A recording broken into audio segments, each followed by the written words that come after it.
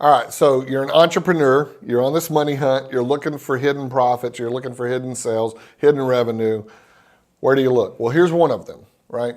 And that is stale inventory. It's weird because I've had clients over the years that did this, but I can remember one in particular. I remember walking in his store, going with him down the hall to the back and seeing these boxes in the hall, literally stacked up in the hall. And it never occurred to me what that might or might not be in the beginning. And a month or so into our consulting relationship, one day I was like, what's in the boxes? And he said, oh, it's whatever. And it ended up being inventory that they had overbought. Like they went to a trade show or whatever where the product show, and they got something that caught their attention, and there it sat in the box, and they had not sold it. They hadn't sold all of it. There was a lot of it. And I've seen entrepreneurs do this with physical products. Well, you ever watch the show The Prophet? I've seen him do the same thing on, Marcus Lemonis, do this. So what the heck is all this stuff in this warehouse? Number one, it's mental clutter. Okay, like when you have that stuff sitting there and it's not selling, it's mental clutter in several ways. One is it's a distraction because you're always thinking, why am I not doing something with this? And it's defeating because you're reminding yourself of this quote unquote bad decision that you made to buy that. It's like, why the heck did I do that? I wasted this money. So I've heard people talk about that give financial advice to individuals, retail level, families. And they talk about the fact that if your home is messy, that there's a very good chance your finances are messy. There's a correlation between that. And I see that if there's clutter in the business from this old inventory, there's very good chance that mindset is spilling over into the business. And you need to flush that out and clean that out. And it clears you mentally as well. But it also is a source of cash. It's a source of money. And you say, oh, well, if nobody's bought it before now, how can I get them to buy it? Well, there's all kinds of ways. Number one, you could use that as a product that gets sold, but you could also use that as a loss leader. If it's just sitting there, you have to forget about what you paid for it. And you have to forget about what you thought you could get for it, retail-wise. What you have to think about is, what can I leverage it for? So, give you an example. I had a client that was a jewelry store, had a bunch of necklaces, these little sterling silver necklaces, and they had bought a ton of these necklaces. They weren't using them. We ran an ad in the paper. This is back old school days, but we ran an ad in the paper and said, the first 200 people or whatever that show up on Saturday are going to get this free necklace. And so I remember whenever my client called me and he was like, holy crap, it was like a new Apple phone came out. They were lined up. It was ridiculous. And they had to bring in, remember tracking, right? So they had to cut out the ad out of the newspaper and bring it in. He said people are standing out there, they're like lined up. And I said, get videos, get pictures. And like we made a big deal out of it, but people came in the store. Well, tons of new revenue from all of these new customers, and it cost him nothing new, right? Because he had already spent those dollars getting that in.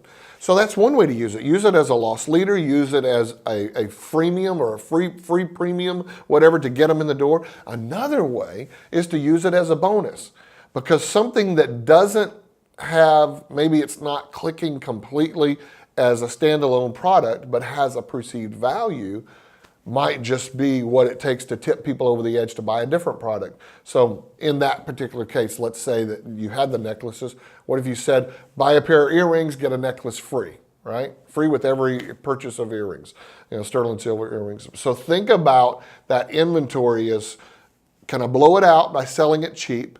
Can I use it as something to get people in the door? Can I use it as a bonus? Can I use it? Reward your top. Remember, we've talked about this in other videos about focusing on your best clients. What if you gave it as a gift to your best clients and just put it in a little priority envelope, cost you whatever, $7 to mail it out, mail it to your top 10, 20, 50, 100, 200 clients, And hey, I was thinking about you. We just wanted to share this with you, whatever. And then maybe put a gift certificate for them to come in and get something or call in or whatever. But that stale inventory has lots of different.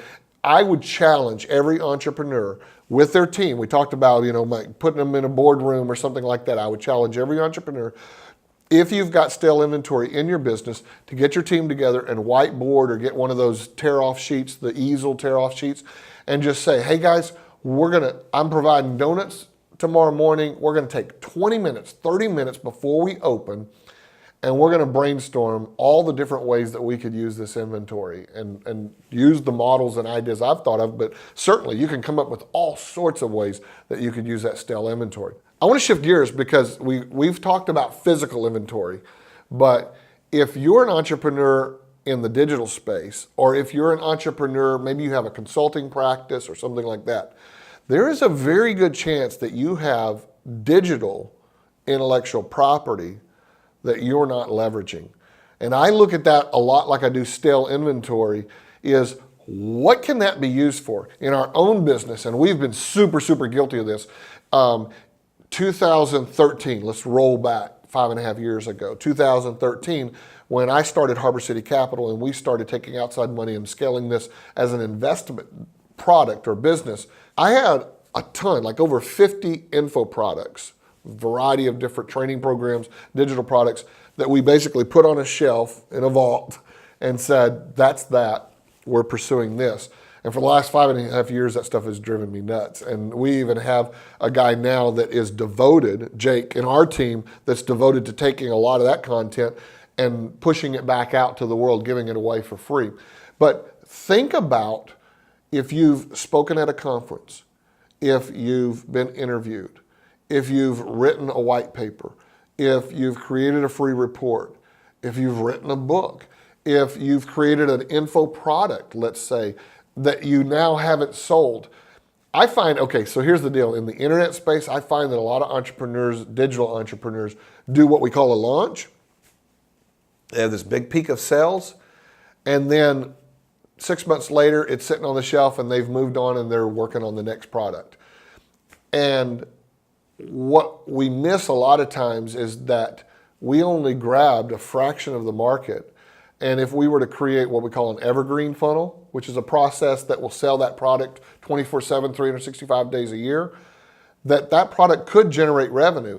And if you, something that we've talked about before, if you took one product and relaunched it this week, and next week or 2 weeks later launched another, and then another, and another, over time, cumulatively, that's a lot of revenue, right? Because it stacks on it and it starts to build. But entrepreneurs launch these products, put them on the shelf, never do anything else with them again. It's time to take a look at those products and say, okay, is this something I should be giving away? Is it something I should be selling? Is it something that should be a bonus? Is it something that should be a gift with purchase? Is it something that I should use for an opt-in, like exchange for somebody's email address, name, phone number, whatever you're trying to get people to register for? Look at those digital products or digital assets, those information pieces, and see what can I do to use those and leverage those, growing our business, increasing our sales, getting more new customers in the door.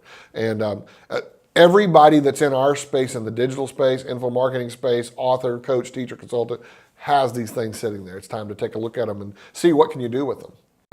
All right, so I hope you enjoyed the video, and I hope your mind is just set off in all the different ways that you can use this strategy that you just learned.